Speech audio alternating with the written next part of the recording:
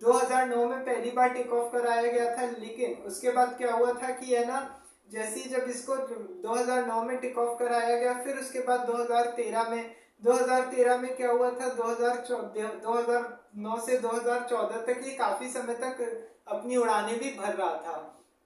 अब उसके बाद क्या हुआ कि है ना, जब ये काफी अपनी उड़ानें भर रहा था, फिर अचानक से क्या हुआ कि है ना, 2014 में टोक्यो एयरपोर्ट पे अचानक से इसकी बैटरियों में आग लग गई। अब जैसी बैटरियों में आग लग गई तो उसके बाद हुआ क्या कि है ना, ये फ्लाइट को है ना 3 घंटे के लिए बैन, 3 महीनों के लिए बैन कर दिया गया।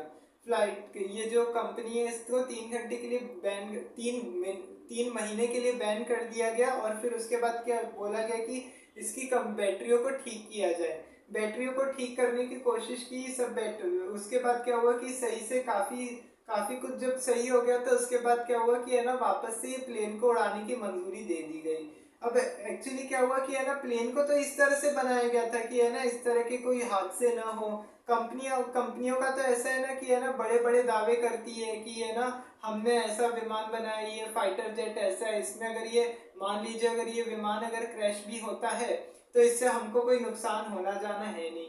तो ऐसे करके ये 2014 से लेके अभी तक कोई हादसा सुनने में नहीं आया। 2020 से लेके 2022 तक इसमें फ्लाइट में कोई टेक्निकल स्नैग आ गया इसमें। तो उसके बाद क्या हुआ कि है ना, वो जो ये बोइंग कंपनी है ना, कंपनी ने ही इसकी डिलीवरी पर रोक लगा दी। कंपनी ने इसकी डिलीवरी पर रोक लगा दी और फिर उसके बाद 3 महीने इसको होने नहीं दिया। अब 3 महीने इसको डिलीवर नहीं होने दिया कहीं पे भी, कंपनी ने मना कर दिया। अब उसके बाद क्या हुआ था, देखिए सबसे बड़ी बात क्या है ना कि है ना, ईंधन में सबसे बड़ी बात है कि है ना, देखिए अब प्लेन क्रैश होने की 3 वजह होती है। एक तो या तो देखिए कभी कभार है ना, पायलट की लापरवाही हो जाती है कि है ना, पायलट कोई गलती कर देता है। दूसरा सबसे बड़ी बात क्या होती है कि है ना, कभी कोई मौसम खराब हो जाता है, मौसम खराब हो जाता है तो फिर उसके बाद मतलब वेदर कंडीशन की वजह से भी है ना, कुछ भी हो सकता है। कभी आंधी आई, तूफान आया, तो उस वजह से भी हो सकता है।